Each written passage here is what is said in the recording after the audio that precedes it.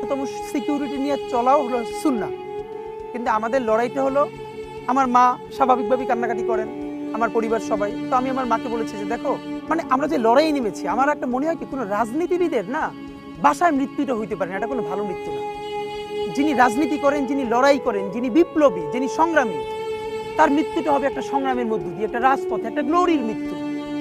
আমি তো ভীষণভাবে প্রত্যাশা করি, আমি ছোটবেলা থেকে এই স্বপ্নটা দেখি, অনেক জায়গায় বলেছি, যে একটা তুমুল মিছিল হচ্ছে অন্যায়ের বিরুদ্ধে, সেই মিছিলের সামনে আমি আছি, কোনো একটা বুলেট এসে আমার বুকটা হয়তো বিদ্ধ করে দিয়েছে, এবং সেই মিছিলে আমি হাসতে হাসতে আমি শহীদ হয়ে গেছি। এবং সবাই যখন মৃত্যুটাকে ভীষণ ভয় পায়, আমি তখন হাসতে হাসতে আল্লাহর কাছে ভীষণ সন্তুষ্টি নিয়ে পৌঁছতে চাই যে আমি একটা ন্যূনতম ওই জীবনটা লিড করতে পারলাম, যে আমি একটা ইনসাফের হাসি নিয়ে আমি আমার আল্লাহর কাছে পৌঁছতে চাই। সুতরাং আগামী 50 বছর বাঁচলাম, কোনো ইম্প্যাক্ট তৈরি হলো না আমার দিয়ে, দেশের জন্য, রাষ্ট্রের জন্য, উম্মার জন্য, জাতির জন্য। কিন্তু আমি ধরেন 5 বছর বাঁচলাম, সেটার মধ্য দিয়ে যদি আগামী 50 বছরের ইম্প্যাক্ট তৈরি হয়, তাহলে অনেকদিন বেঁচে থাকায় কি সাফল্যের বলেন? শহীদ প্রেসিডেন্ট জিয়াউর রহমান কয়টা দিন বেঁচেছেন, কিন্তু ভাবেন আজকে পর্যন্ত উনি আমার অনুপ্রেরণা। হাঁটতে হাঁটতে আমার পা ফুলে যায়, আমি, আমার টিম সেদিনকে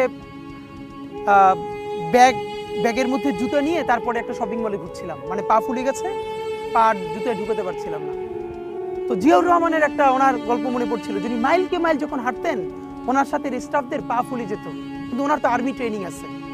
তখন তাকে বলতো, স্যার আপনার তো আর্মি ট্রেনিং, আমরা তো আর পারি না। এই জন্য ওনাকে মানুষ রাখাল রাজা বলতো। তা আমরাও সারা বাংলাদেশের 56,000 বর্গমাইলে হাঁটতে চাই, আমরা ইনসাফের চাষাবাদ করতে চাই, একটা স্বাধীন সার্বভৌমত্বের সততার বাংলাদেশ তৈরি করতে চাই।